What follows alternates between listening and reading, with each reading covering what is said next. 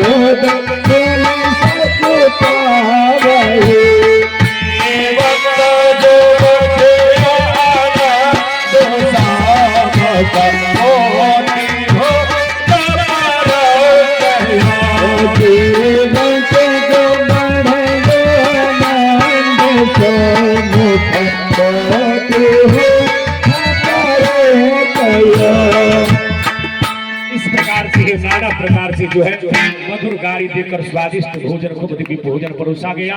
बहुरी मुनि ने हिमवंत कहूँ लगन सुनाए आओ, समय बिलो की विवाह कर पठये देव बोला।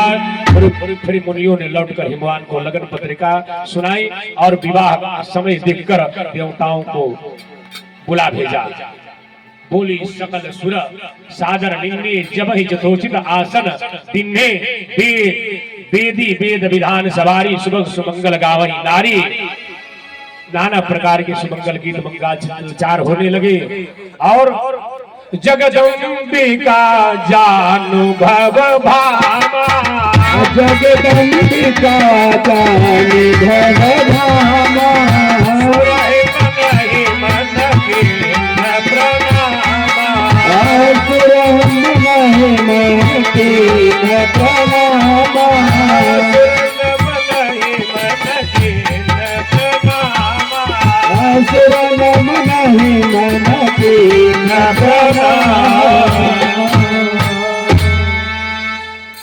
शंकर और पार्वती को लोग जानकर देवता लोग भी मन ही मन प्रणाम किए, क्योंकि जगदम्बा है और भगवान वो शिव है, और मन ही मन प्रणाम गए।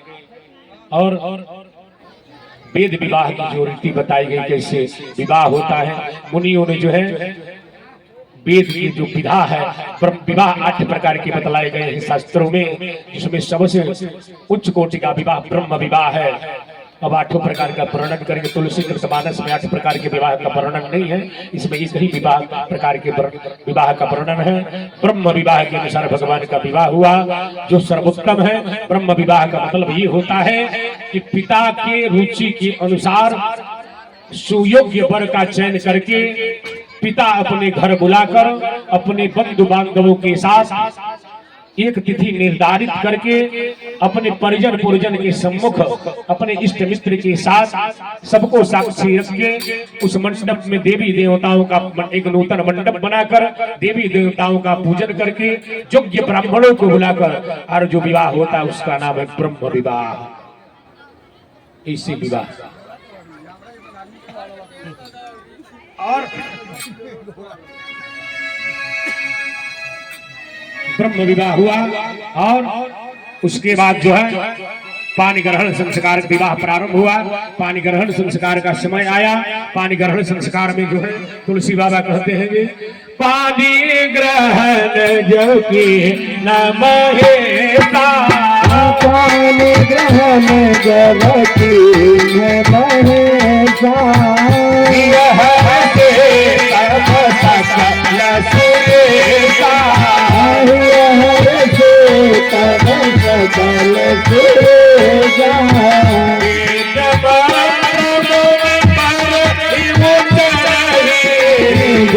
नमः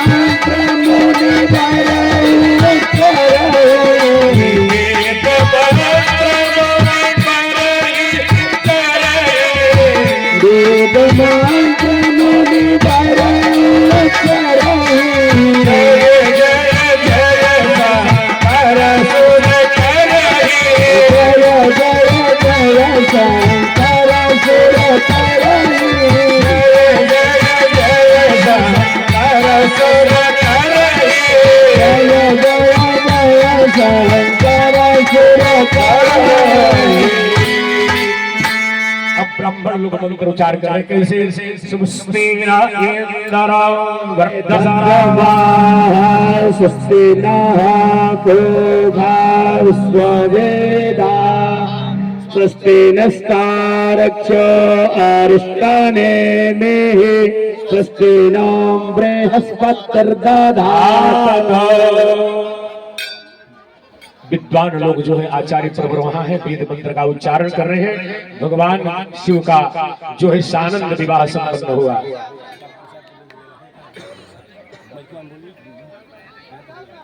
तो डॉक्टर साहब सानंद विवाह बस 2 मिनट है, 2 मिनट बस विराम था।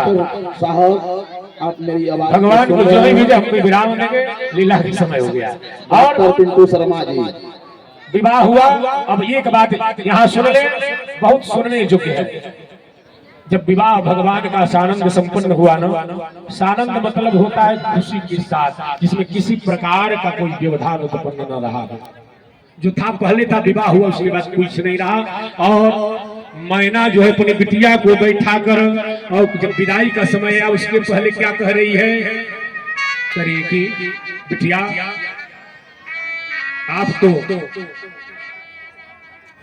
अब ससुराल जाओगी, और ससुराल में तुम तो इतनी भोली भाली हो, वहां कैसे रहा जाता है उसको थोड़ा समझ लो, और उसी अनुकूल वहां रहना, जिससे बाबा को कोई आपके पतिदेव भूत भावन भगवान भोलेनाथ को कोई दिक्कत नहीं है। क्या समझा रही है मैना पार्वती जी को, करहु सदा शंकर पद पूजा,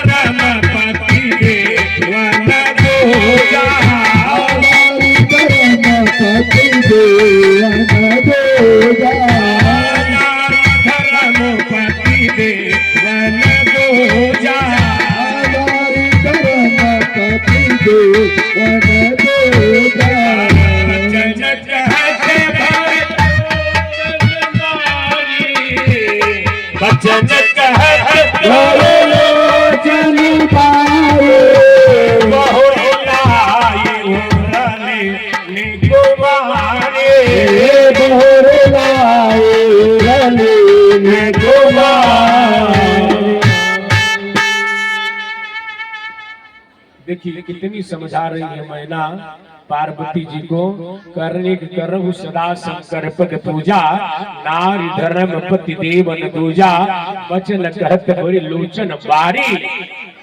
एक मैना कर रही है और उनके आंख में आंसू आ रहे हैं। लोचन मतलब आंख होता है, बारी मतलब जल होता है। मैना की आंख में आंसू। कौन माँ भागिन ऐसी होगी जो अपनी बिटिया की विदाई करते समय नहीं रोएगी। बिटिया की विदाई कर रही है और समझा रही है और रो रही है। कौन माँ नहीं रोएगी? जो अभागिन होगी वही नहीं रोगी। जाओ लेकिन देखिए हर माँ की जो है द्रवित हो जाता है हृदय जब विदाई करना होता है। उस माँ छोटे से भी पाला, पोषण किया, सब कुछ किया, और क्षण भर में जो है जब बिटिया 20-22 साल की होती है, वो पिता महाराज सोचने पर विवश हो जाता है। वो माँ की हृदय विदीर्ण हो जाता है जब माँ बिटिया की विदाई करती है। उस पिता के ऊपर क्या बीतता होगा महाराज, आप कल्पना करें कि जिस पिता ने अपनी गोद में बैठा कर पाला, 20-22 वर्ष तक रखा, और रखने के बाद एक रात्रि में, जहां बिटिया कुछ नहीं जानती है वहां कि वहां के रीति रिवाज कैसे हैं, क्या परिवेश है, और एक रात्रि में वो पिता अपने हृदय को विदीर्ण करके, वो माँ अपने हृदय को विदीर्ण करके विदा कर देती है।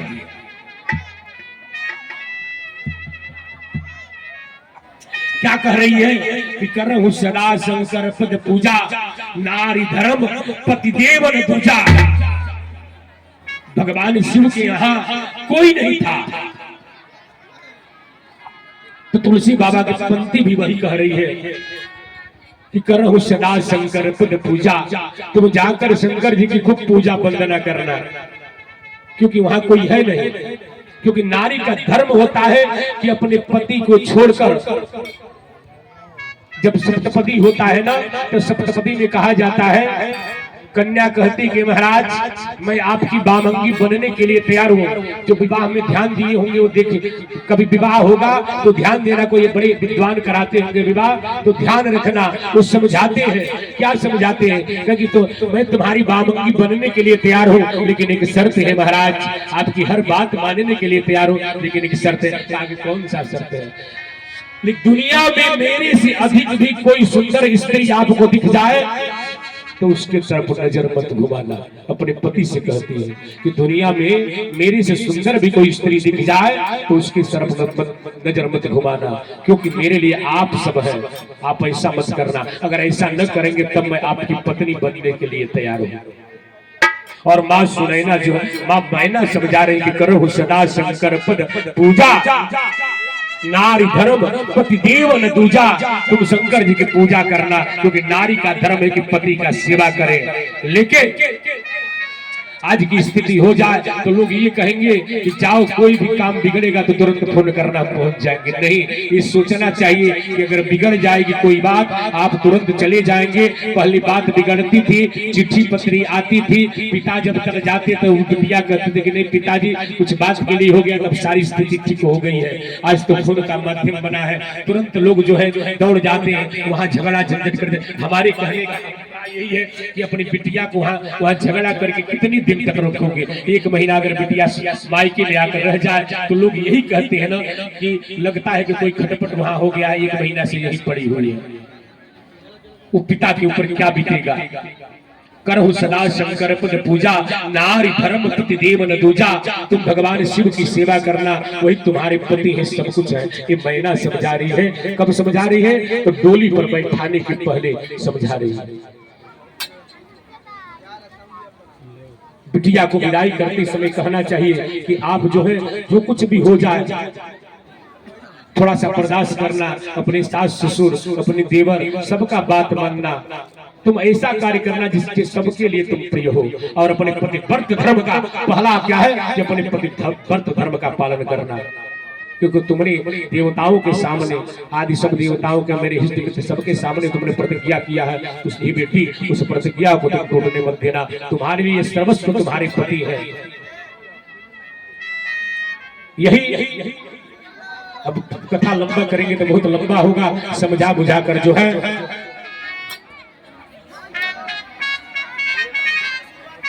भगवान वचन कहते भरे लोचन भारी बहुरी लायूर लिंग कुमारी। पुण्य पुण्य मिलती परत गई चरना, पुण्य पुण्य मिलती परत गई चरना। परम प्रेम कछो जाए न बरना, परम प्रेम कछो जाए न बरना। परम प्रेम कछो जाए न बरना, परम प्रेम कछो जाए न बरना। सब नारी बेटी भवानी, सब नारी बेटी भवानी। गाई जन देव न तोरे लखतानी, गाई जन मेरे तूने लखतानी। मैना बार बार मिलती है और पार्वती जी को चरण में गिर, पार्वती जी चरणों में गिर कर कहती है। उस प्रेम का वर्णन नहीं किया जा सकता। और पार्वती जी जब जाने लगी तो अपनी सखी सहेलियों को अपनी मां को लपेट कर अंक में भरकर बार बार रो रही है भेंट करके, और लपेट अपने मां को अपने सखियों को लपेट कर रो रही है। और उसके बाद विदा का समय आया। चले हिमवंत तबा पहुँचावन यति हेतु, विविध भांति परितोष करे विदा के वृष के। पार्वती जी इतनी रोई माँ की ममता का वर्णन क्या करें। तुलसी बाबा कहते हैं कि माँ की ममता का वर्णन तो नहीं किया जा सकता, मैं किस प्रकार से माँ की वर्णन करूं। बार बार अपने माँ को अंक में भर लेती है, सखियों को अंक में भरकर रो रही है। हिमवान उनको जबरदस्ती हटाकर बिटिया को ले जाकर भोलेनाथ की सवारी पर बैठाते हैं। चले संग हिमवान तब पहुँचानन अति हेतु विविध भांति करतोष करा विदा किन्न वृषकेतु। हिमवान ने अत्यंत प्रेम पूर्वक शिव जी से कहा, पहुँचाने के साथ साथ वृषकेतु शिव जी को बहुत बार उन्हें संतोष कराकर विदा किया। कहा कि महाराज भले शिव जी भगवान है, लेकिन हिमवान जो है उनके जो है ससुर है, पिता के तुल्य है, तो बार बार उनको साहस देकर अपने बिटिया को विदा किए। और विदा करने के बाद तुरंत भवन आए गिरिशाए सकल शैल सर लिए बुलाए। आदर दान विनय बहु माना सब कर विदा किन्ने हिमवाना। अपनी बिटिया को विदाई करके शिव जी को विदा करके हिमवान ने जो उनके हित रिश्तेदार आए थे, यथोचित भगवान बराती जो आए थे, सबको यथोचित जो दान देना था विदा करना, सबको वस्त्र आभूषण आदि देकर विदा किया। अब भगवान कहाँ चले? कैलाश पर। जब ही शंभो कैलाश ही आए, जब ही शंभो कैलाश आए, सुर सपने जग जला कैसे गाए। सुर सपने जल जलो कैसे भाए।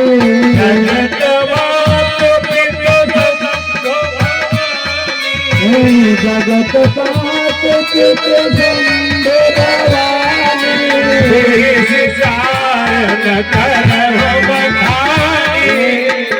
सब कारण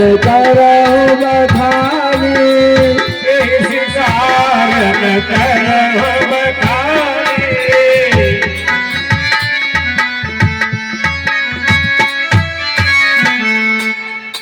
भगवान शिव का उल्लास पर्वत आ गए। देवता सब अपने अपने घर चले गए। बाबा तुलसी कह रहे हैं कि भगवान शिव और माता पार्वती मेरे आराध्य हैं, भगवान हैं, इसलिए उनके श्रृंगार का मैं वर्णन नहीं कर सकता हूँ। इसी के साथ जो है भगवान का सानंद विवाह संपन्न हुआ। आगे चलकर जो है वही कुछ समय जब व्यतीत हुआ, व्यतीत होने के बाद तब जन्मे खटबदन कुमारा, कार्तिकेय का जन्म हुआ। और जन्म होने के बाद जो है वही तारकासुर का वध किए, देवता लोग स्वतंत्र हुए। और पार्वती शिव और पार्वती के भगवान तुलसी बाबा कह रहे कि भगवान शिव और माता पार्वती के विवाह को जो गाता है, सुनता है, सुनाता है, उनके सबके घर परिवार में सदैव मंगल होता है। इन्हीं शब्दों के साथ शिव पार्वती का सानंद विवाह संपन्न हुआ। और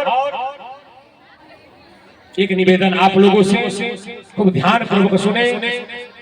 कल जो है यज्ञ की पूर्णाहुति सुनिश्चित है, तो यज्ञ की पूर्णाहुति 1 बजे होगी। जिनको भी अपने घर से कुछ वस्त्र आभूषण चढ़ाने के लिए भगवान को तिल चावल जो कुछ भी हवन में देना होगा लाएंगे। ये कथा कल राम जन्मोत्सव की कथा होगी। और मंच से भी लीला का भगवान का उत्सव मनाया जाएगा। और ये आप ठीक कल 8 बजे पधारे। 8 से 10 कथा, 2 घंटा भगवान का जन्म, और 2 घंटे के बाद आप सब जो है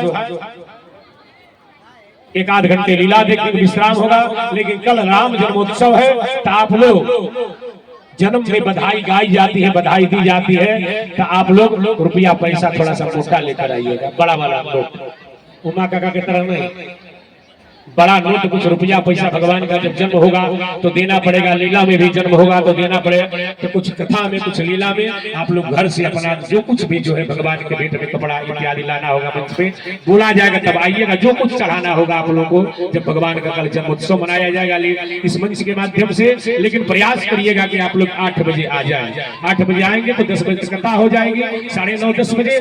10 बजे के बाद लीला 1-8 घंटे होगा। फिर आप सब हम लोग भी अपने घर को पधारेंगे, आप लोग भी पधारेंगे। तो कल आप राम जन्मोत्सव में आए, कल भगवान राम का जन्मोत्सव